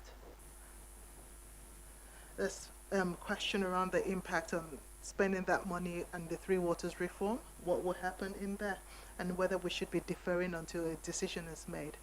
And we touch on the same response that Tom gave earlier about how we have statutory requirements that we must continue to meet, and therefore we cannot delay or defer them. And then talked about the impact on funding and debt if the extra debt, if the Three Water reforms do not proceed. And we talked about again that this is work we must do for the well-being, ongoing well-being and safety of our community. It will be funded as other work. And so that is it. That's the single page on wastewater. I will proceed then to solid waste. I guess just to comment on the Three Waters stuff, I wonder if this is, as the conversation heats up, probably not just for this, but I'll make the comment here. It's around bringing people on the journey and understanding what is happening, because reading through the submissions and reading through much of the emails that we have been forwarded over the last week or so, there is a significant amount of misinformation and misunderstanding. Some of it is understandable and honest, some of it is mischievous, and I just wonder whether that's something we need to be a little more front-footing on in terms of this, because again, all of these things are matters over which we have no choice. Thanks, Timmy. Moving on. For solid waste, in the annual plan, we concerted on the fact that we were deferring 2 projects, not because they were not required, but that we did not need them right away, or we were working and waiting on resource consents. And one of the questions here has been, we need to make better efforts or stronger efforts to reducing the amount of waste that goes to landfill, especially around construction waste. And we've given the response that we continue to work in that space. We know that there is limited opportunity right now to redirect waste from construction sector, but work is happening, and that's where council will continue to pay attention. There is questions around the impact on climate change on our solid waste and what efforts council is making in that space. Again, officers' recommendation is, and also the impact on carbon credits and why that's driving the rates increase. And our response has been that we are statutorily mandated to purchase carbon credits. It's not a matter of which council can exercise discretion.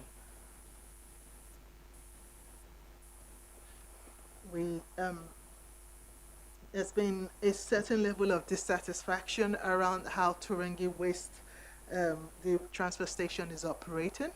And we said that council expects we'll be working with the contractor to ensure the standards are improved in that space. We've also said that there is one of the, I think they call it the full pit, is not concreted and therefore gets very muddy and inaccessible. So we've committed to looking at how we make a concrete drop-off pad to make it easier to use and access. And so that's the level of service. Are you happy for us to proceed with providing that offer? Yes. And then again, next question is around carbon credits, and essentially it's the sense that it is frittering money away. What we've said again as a statutory requirement, and there's nothing we can do about it. And Mr. Chair, it's rather interesting having come from an agricultural background that we're now seeing good farmland, finishing farms going into trees, and if you go down to Tarangi, they're planting redwoods, which will be exported to the States. And I'm also interested in looking back a little bit to say, if we look out that window, we see all this nice green area, but the argument is, oh, they were planted prior to the credits coming in. Why has the local government worked on that? Because there must be some carbon offsets in this district without us forking out money to some landowners. And what is the cost of running the carbon credits? I don't know. Is it $1 million? What's the higher paid guy in the business get? They're unanswered questions I think we need the right to know about. Yeah, I agree, but again, it's something beyond our scope. within our sphere of influence to answer. And I guess if you look at planting trees, so I don't want to digress too much, but a lot of forests have been planted as carbon sinks. And then you look in the South Island, they're cutting wilding pines down because they're out of control. So there is a policy reset at central government which needs a bit of, dare I say, common sense approach to how these things are managed. But again, in the meantime, we're stuck in the middle and have limited choice over what we're required to do. The raise, Mr. Chairman, is because they are the questions that I get asked, and I haven't got the answer. Through the chair, we had a conversation around this and trying to craft the answer, and part of the reason is that the carbon credits are also about incentivizing perhaps, good behavior and sustainable and recycling and things like that. And this is where we sit in that space, and council has to buy those credits because, I'm sorry, I will go back and refresh that statement and come back. I'm sorry, I think I got my answers mixed up a bit there. My apologies. I'll go on to the next one, which is 2.6 investments. What we consulted on would just be Wairora House and the CAB fit out. One of the our response question has been this project cost escalations, concerns around why the CAB fit out is being brought forward and costing more than we have signaled in the LTP again, and similarly around the Wairora House increase that was announced after the consultation happened. And we've explained why, and we've also explained what measures have been made to forestall or limit the risk of further increases in there. And yes, and here someone has asked that council step in and help with the foreshore in Motuopa and helping to improve that. We've explained that this is managed by DIA, and while council does not have a role in this space, we will make sure that we notify DIA and see what action they will take up. But we have no role in that space in terms of managing the foreshore marina.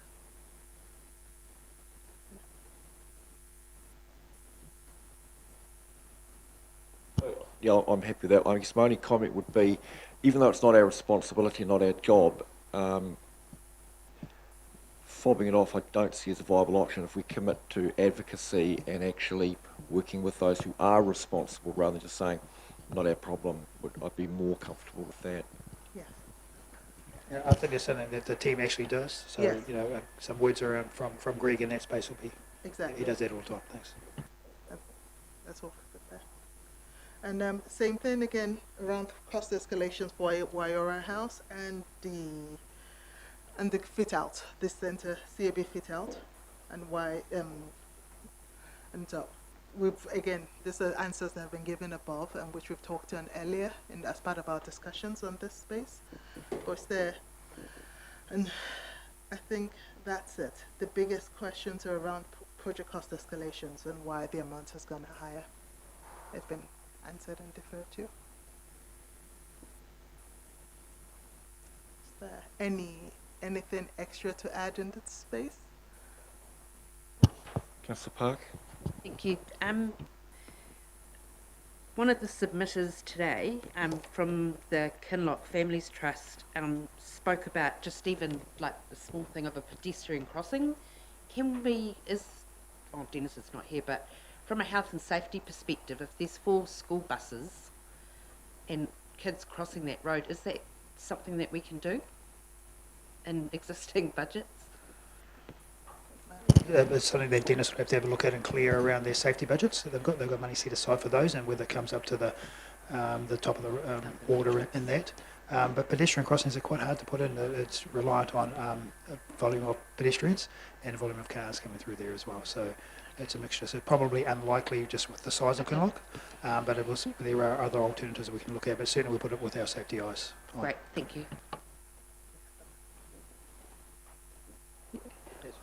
Yeah, we have actually been working with the bus companies, and of course that road is extremely narrow outside Trev Terry's as well, and so if you were going to,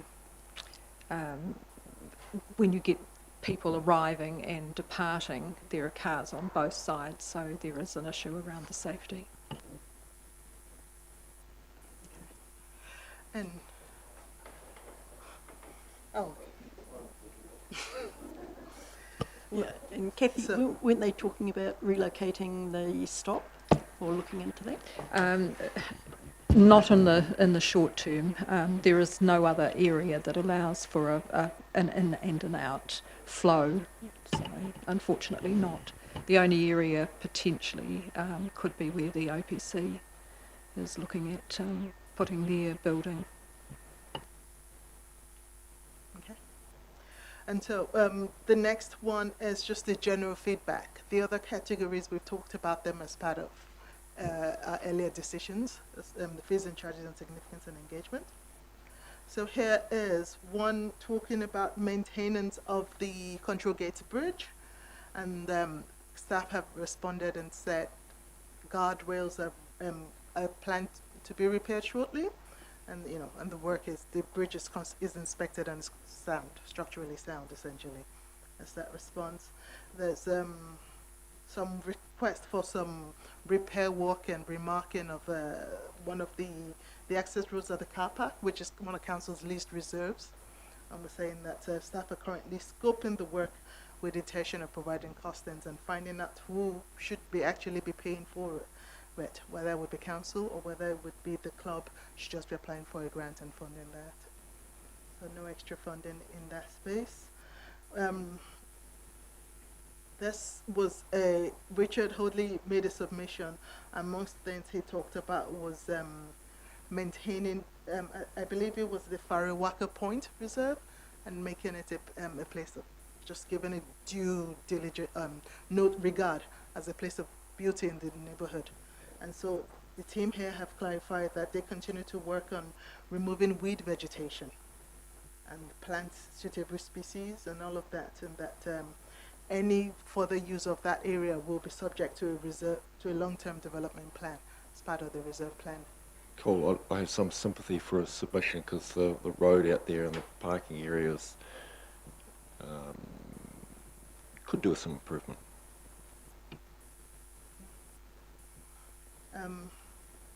The next question is about purchasing of carbon credits and the rate increase that will flow on from there. And we've again said we have no choice in the matter. Next one is request for funding from Taupo Racing Club, which we have addressed already. That's as Council's climate change response. This question is that, and we've again talked about Council's response as part of the LTP, but also the ongoing work that the Climate Change Advisor is working on, and the strategy that would derive from that work. So this is just the standard response, no action. A similar thing, asking for clarification around what work Council is doing on housing, in terms of how that is serving to deter or not attract talent to Taupo. And so it's hard for people to recruit staff unless we have housing. Also a funding request here, which staff have said that that will continue to happen as part of the long-term process, LTP funding for Amplify, but that the Council's housing strategy work is also underway in that space. This was a request that the turtle pools in Turangi be made free for all school-age children. Not just, currently it is free for children up to the age of 5, and the request it should be made free for all school age. And staff response has been that the fees remain as low as they can possibly be within operational constraints right now, but that there are also other initiatives like the Contact Swim Well program that provides free swimming classes as well. So I guess the question here is this a service that Council would like to take on? I do wonder whether that's a wonderful idea. With fatalities and swimming, the more opportunity kids have got to be able to use the pools isn't a bad thing in my book. Councillor Kingy still online. Have you got any comments, Tom? Yeah, can you hear me okay? Yep. Yeah, cool. Hey, I'm on mobile at the moment.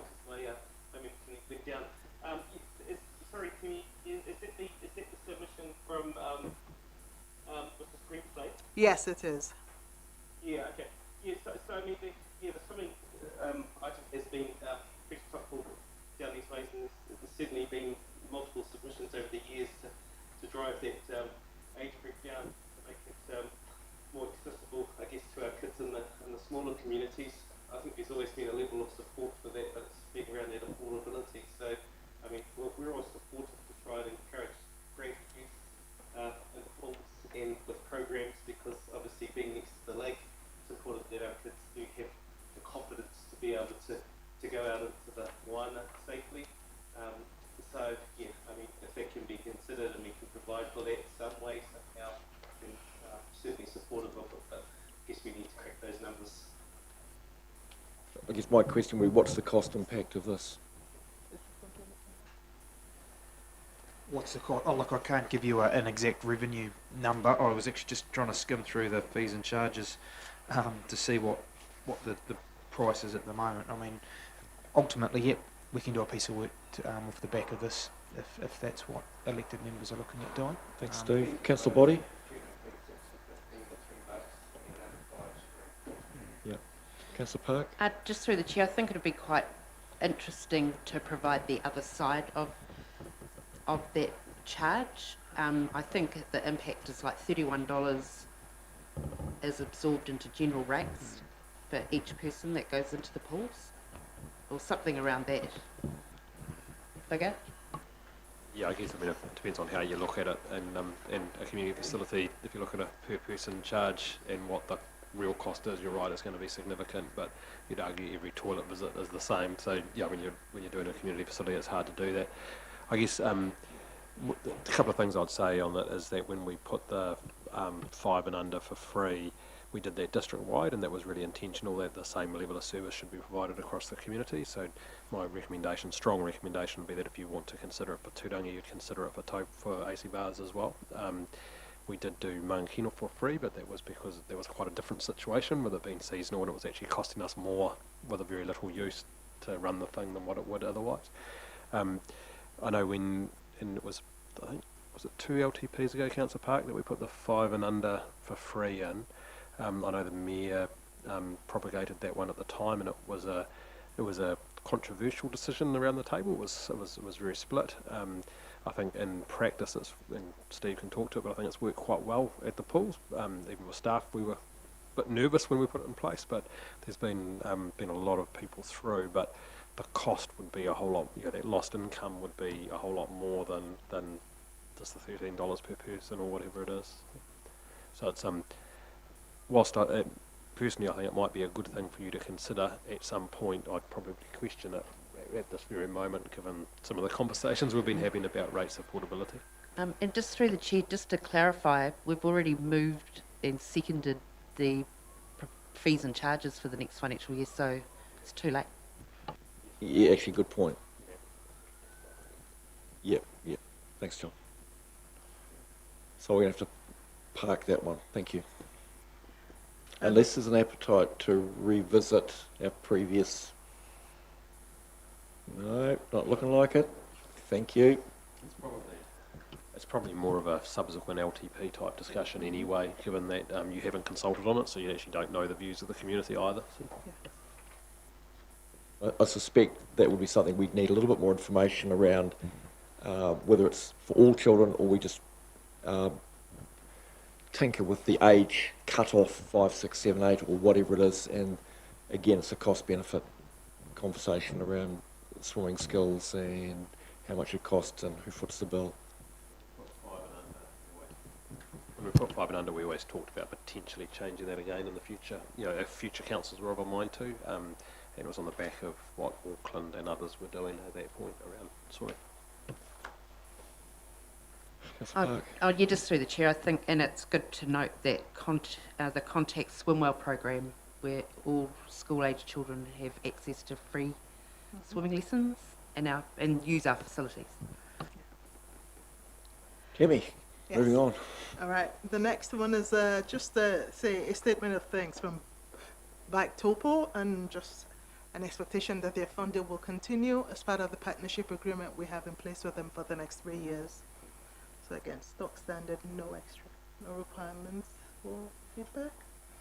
Here, the business chamber came and their questions are around where the sources of funding will come for the cost project escalations. So, for example, transport upgrades or the CAB fit out, where those funding, and then also asking for some more support to businesses in particular as part of the ongoing effects of COVID. And so council's officer's recommendation has been that if in terms of financial support for for the business chamber, they should perhaps reach out to Amplify, which council partners with to support the district and the business community.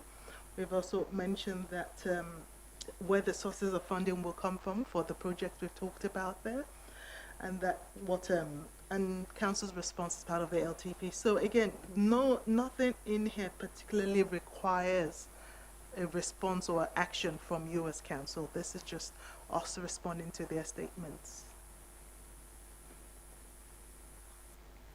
The again request the impact on climate change and our carbon credits, stock standard response in that space. Turangi Food Bank and their request for funding for the work that for the additional demand that they're seeing for their service. Officers' response has been that they will arrange to meet with Turangi Food Bank and see what kind of support, perhaps non-financial, that could be provided, but also talk with them about the possibility of applying for a partnership agreement as part of the next LTP process. Is there anything council would like to add in that space? Councillor Park. Yes, thank you. Do we? Unfortunately, I don't think this is something that we can do, which you'd like to, but you can't. Are we setting? If we say to apply for a partnership grant, are we not giving a bit of false hope? Not so much. We would invite them. They're invited to apply. It would then be considered as council will consider all applications on the partnership agreements and partnership grants. They advertise publicly as part of as soon as the LTP is adopted.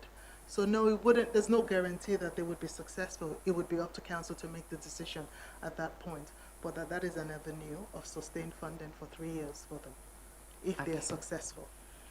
I do think the partnership grants were intended to be key partners that would deliver across the whole district, exactly. And so we could have that conversation with them and perhaps what other opportunities there are for funding. Yeah, and just through the chair, some of the reasoning behind the partnership agreements is that to facilitate to become self-sustaining. So, yeah, I just worry about that. Councillor Truman. Yeah, just also wondering if we have any space available. They kept talking about how limited space they had, whether there was something we were able to offer in that to support them. Yes, that is, yes. I think Councillor Kingi, did you want to say something? I just had a comment. Sorry, can you hear me okay? Yes.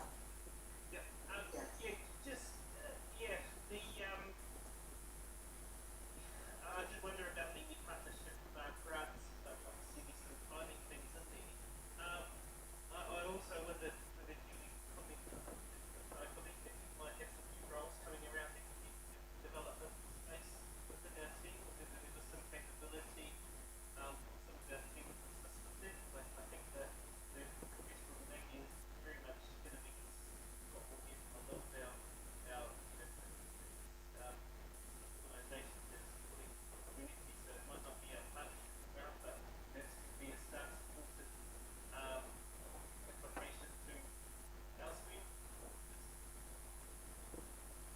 Yeah, so there is additional roles planned in the community development and engagement team, actually coming soon, people coming soon, and one is a funding role. And so I guess my expectation was when we meet with the food bank, we'll be having a conversation about what their needs are, whether it's a space or something we can help with, or otherwise it's a conversation around what other funding opportunities there are for them to look other than perhaps council in the short term. So I'll jump in and I'll declare a conflict, having been and currently still deeply involved with the Taupō Food Bank. This sets precedent if we were to fund that, and that while I admire the work that is done in Turangi, and I think it's absolutely essential and it's wonderful, it's a bigger issue than just providing cash at this time in this annual plan conversation. So whatever we do would need to be considered district-wide, in my view.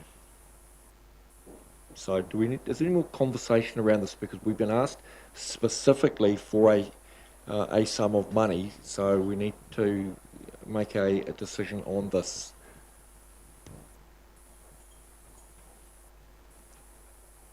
Councillor Guy? No, look, as much as it's an incredibly emotive subject, and I think that the presentation that was given today certainly showed a need, but I would agree that I don't think that it's council's responsibility to actually hand out money for food banks at this particular point, when there are other mechanisms for funding opportunities. Thank you. Any other commentary? So I guess that's it's a bit tongue-in-cheek when you say, well, you have our support, we're not actually providing any tangible support, but I wonder, the comment around, so Kirsty, you mentioned around space, around room, is there something we can push this back to officers to go, is there anything within the Turangi area and council space that we might be able to assist in, like, as opposed to in cash? So I think that's the comment about the non-financial help. So we'll have those conversations about what we might be able to do around space or assist in some way. Great, thank you.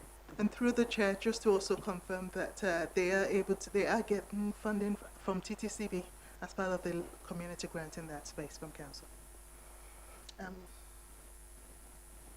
And then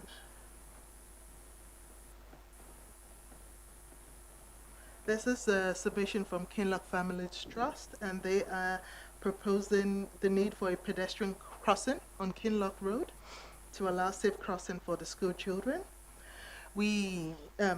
Officers' response is that as part of the speed management plan, we'll be considering reducing the traffic speed on Kinloch Road anyway and within the village. And and other traffic calming measures will be made for that. They also talked about how the transport team have been involved in looking at summer parking, but we'll work, and this is, sorry, so that was one. The first one was about the pedestrian crossing, which we've addressed. The second one was about making some improvements on the Kinloch foreshore plan. And we talked about how the parks team and the transport team are working together to develop a planting plan for that part of the district.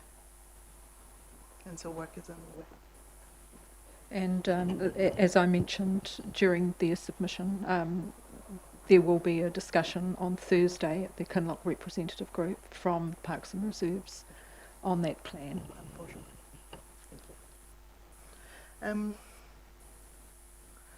This question is not so much a council action, but just kind of talking about what is council doing in response to climate change. And we've talked about the decisions taken as part of the LTP for the climate change policy advisor role and the strategy that will follow on from that. This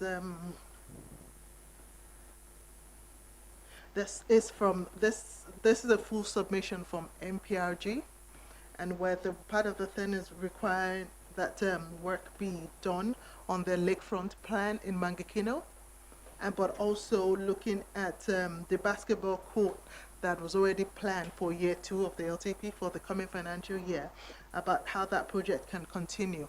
They have mentioned that they expect the cost of the project to increase by about 20,000, but asking the council to continue to support that.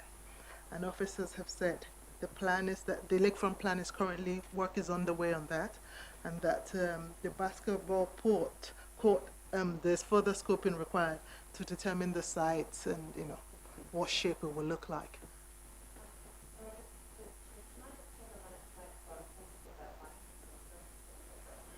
So I'm just conscious that we were going to finish at 3 anyway.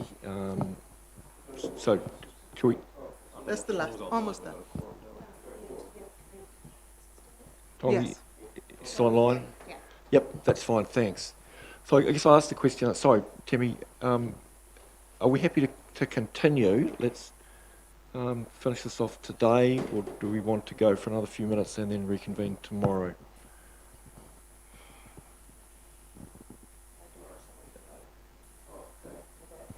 Okay, Timmy, how much further have we got? I think we have 2 more pages and not much. A couple of the things are We might, should we just, let's box on, and if we get to the end, then that would be great, and if we don't, we'll just see where it goes, yeah? Okay. You're in tomorrow morning anyway, so we can just finish So we up can the roll over, meeting. yep. Yes. Okay, cool.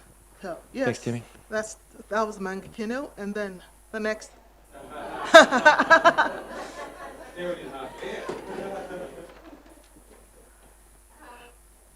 Sorry, through the chair. Yes, I'm just wanting these to go ahead, basically, and I don't want it to be stopped because we don't have the funding in there. We're just waiting on this person to be employed to be able to push these through. So this is probably to signal to councillors that, like, this has been on the go for so long and we just need to get it done. So, yeah. I think, through the chair, I think I'm really aware that when you look at the long-term plan and you look at Mangakino doesn't have a lot at the moment, and when I look at the need, as you say, we've talked around that position for a long time, and the good that can come from that, so we're acutely aware of that and determined to be able to make that difference. And just to be clear through the chair, we'll be looking to advertise probably in the next fortnight, so we're at that point now. So is there an appetite to leave this as is and advance it? Yep.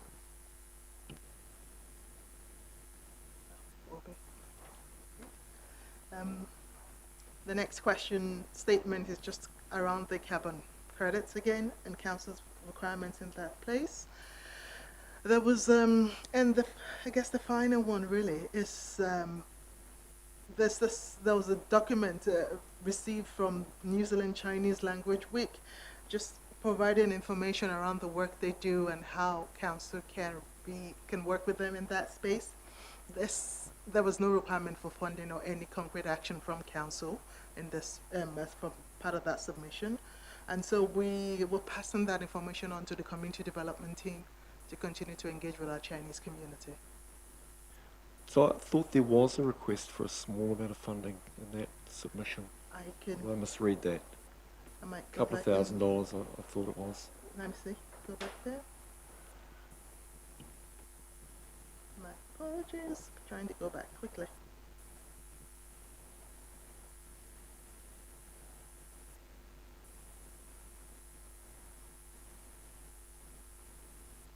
Yeah. Can you see that? I can zoom it in. Where's that? Yes. So, well, yes. So again, this has been passed on to community development team who handle grants and partnerships to get in That's touch dealt with by them. way of forwarding it on to, so it's forwarded on, yeah. Yeah. Okay, thank you. Forward on and we'll provide information on the existing grants opportunities that the council has. Right, thank you. So that's it. And yes, I think, and oh, that was quick. And yes, that was and so that's it. So that is that's the final one really that perhaps is targeted to us. There's a generic one from a submitter who was just kind of sent around to all the district councils and TAs across New Zealand, talking about the COVID-19 vaccinations and the mandates around that, but that was not targeted to us. I'll leave it there to remain professional. Yes, and that was not targeted. So that is the sum total of all our submissions. Can we have the motion put up with? The resolution? Just while we're getting that, are there any other points of clarification, comments, questions from anybody? Thank you.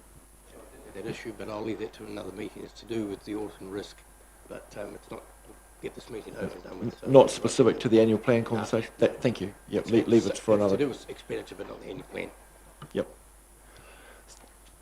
So just before we put that motion to the team, on behalf of the team, Tammy, thank you for your outstanding work on this. Really appreciate the effort you and whoever's been working with you, or is it you alone?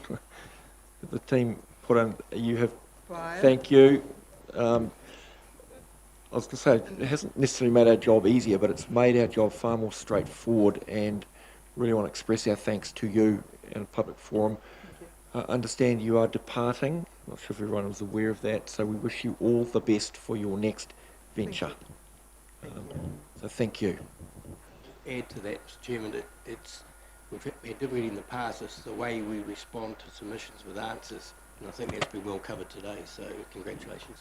Yeah, and I guess for me that was part of it. When people raise questions in their submission, that the first thing that comes to my mind is what or how have we responded, so that the question just doesn't go into a void. So thank you for doing that. That is outstanding. I really appreciate that. So that's the next motion. Everyone read that. So we're going with the second one, yeah? So we take out the first line, is that right? God, that's all right. Quick, go on.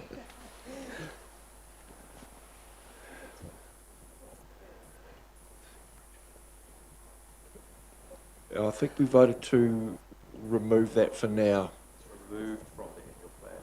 Yeah. It's not deferred from, as Kevin spoke about, it won't necessarily impact on the timing of the construction of the bridge, but in terms of the annual plan, we're just looking at deciding it's removed from it. So we'll do that through the both the responses to the particular submissions, but comms around it when we do go out as well about what and why. Yeah, so to be really clear, it does not mean there will not be a second bridge. It does not mean we're not committed to it. What it does mean is that there are other things which are a higher priority at the moment, which take precedence over this. And if we're responding to the submissions in relation to the affordability of rates, this was the single line item that we were able to deal to make any difference that's meaningful, if I've read the room correctly on that. So can I have a mover for that? Councillor Westerman, seconder. Councillor Body, all in favour? Aye. Against? That is carried. Just Kevin, thank you for your chairmanship of the meeting. Very well done. Thank you, but don't get used to it. Yeah, payment later. Just through the chair, I think it's important to acknowledge the entire staff for the annual plan process. I mean, having to go through line by line and cut what you can, where you can, under Gareth's leadership has been great. Like, I've got great comfort in what we've achieved today, but I think, yeah, it's been a collective effort. Thank you, and I'd echo that. I mean, we as elected representatives become the lightning rod for whoever is or isn't happy, discontented or disillusioned with whatever decisions we make. Knowing whatever decision we make, somebody is going to be upset, somebody else is going to be pleased, but it is the staff, and to Gareth and the senior leadership team and your staff, you do all of the hard legwork behind the scenes, and that is appreciated. So, yep, vote of thanks on behalf of us all. Councillor Truman, I get you to close the karakia whakamutu.